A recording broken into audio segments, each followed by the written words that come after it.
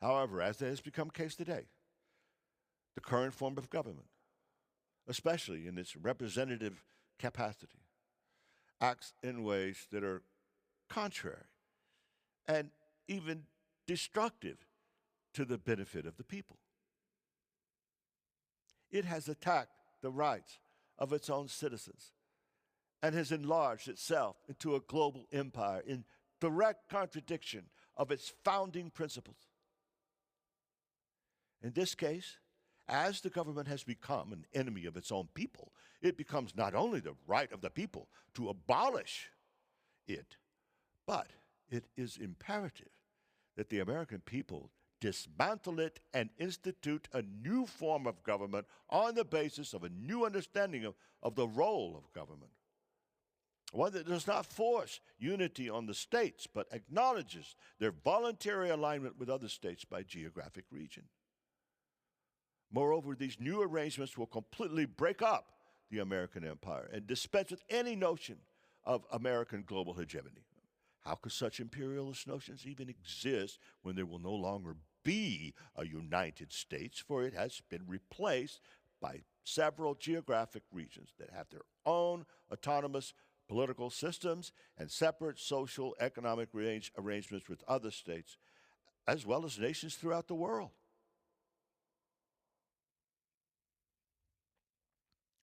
As Jefferson writes, this is the right of the American people.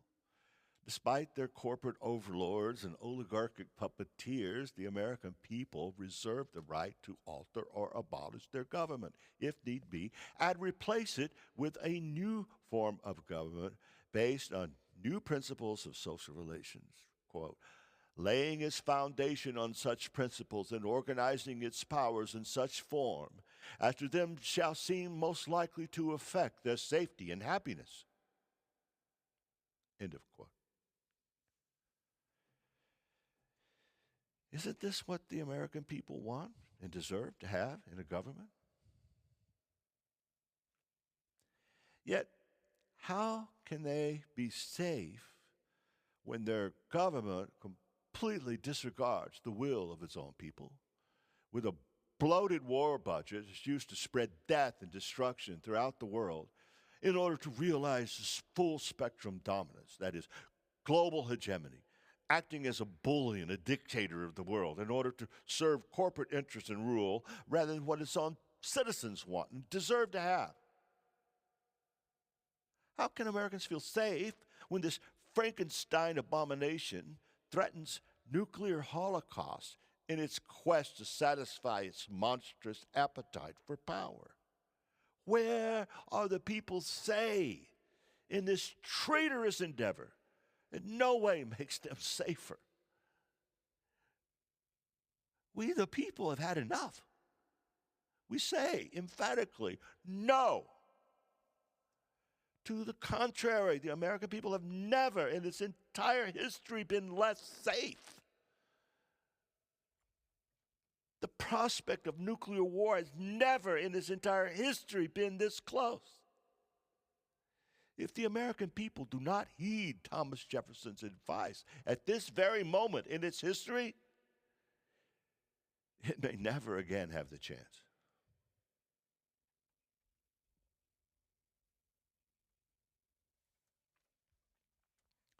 Now, speaking to Jefferson's second point, can we honestly say that Americans are happy in the corporatocracy that they live in today?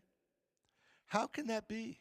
Wages have stagnated for several decades, while the cost of living has skyrocketed over the same period of time. The American dream of obtaining a well-paid job in order to afford a house and a lot, automobile, and other essential items to support a family is over. Even with both parents working, it's still not enough income. And forget about being able to support a child to go to college. Americans are working harder and longer hours than ever, yet most can't even afford health insurance. They don't have more than $5,000 in the bank to cover a medical emergency. And if they can't pay it off, they go to debt, into debt. And so they become debt slaves.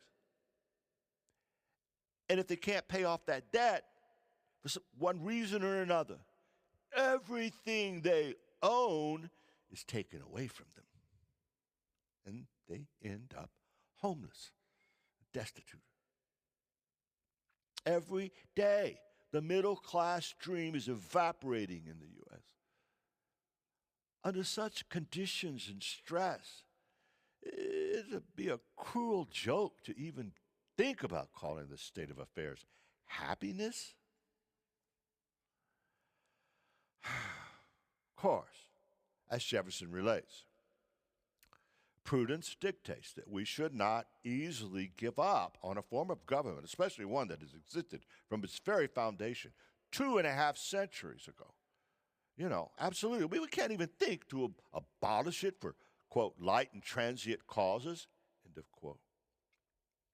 Yes, it's true. As Jefferson states, humankind is more disposed to, quote, suffer while evils are sufferable than to right themselves by abolishing the forms to which they are accustomed, end of quote. Yet, how long can we be expected to suffer in this state of affairs, which only grows worse as time goes by?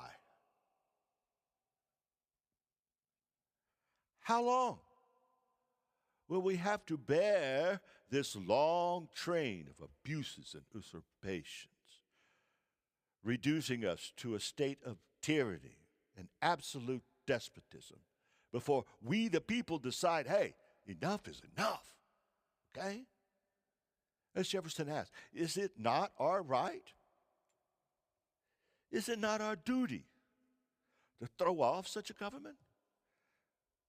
Has the time not arrived for us to not only throw it off, but to seek alternatives in the form of new alignments based on geographic regions and bring about a more enlightened democracy in which we, the people, are enabled to rule ourselves directly?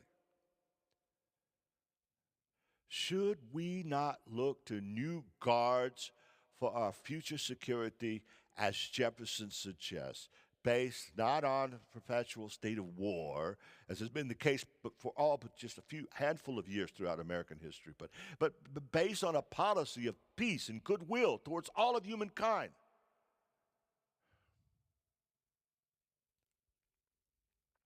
Such has been the patient sufferance that the American people have been forced to bear.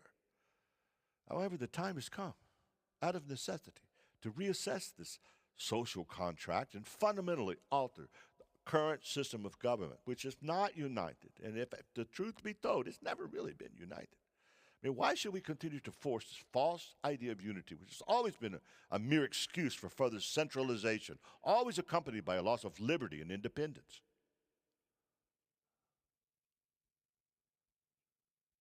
The history of the so-called United States of America has been a history of repeated injuries and usurpations, as Jefferson exclaims.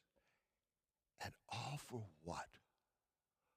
For what did this United States of America largely exterminate its indigenous people and slave Africans, who did not come to this country of their own free will, but by force? And for what did this United States, supposedly a hero and a herald and a hero of democracy, then get in on the colonialist and imperialist game abroad? Was it in order to realize a global empire? Is that what it means to be united? United in what? Hegemonic, full-spectrum dominance abroad and tyranny at home? Jefferson asked, is this the direct object? The, quote, establishment of an absolute tyranny over these states, end of quote. Well, now, it's not only the states, but the world at large, and the American people themselves, who are the direct object of this tyranny.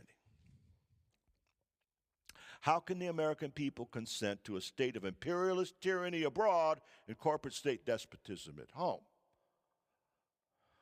Of course, if only the American people understood the nature of this tyranny abroad and despotism at home, they would never consent to it.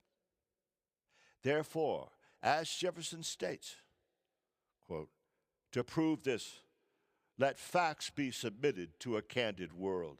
End of quote.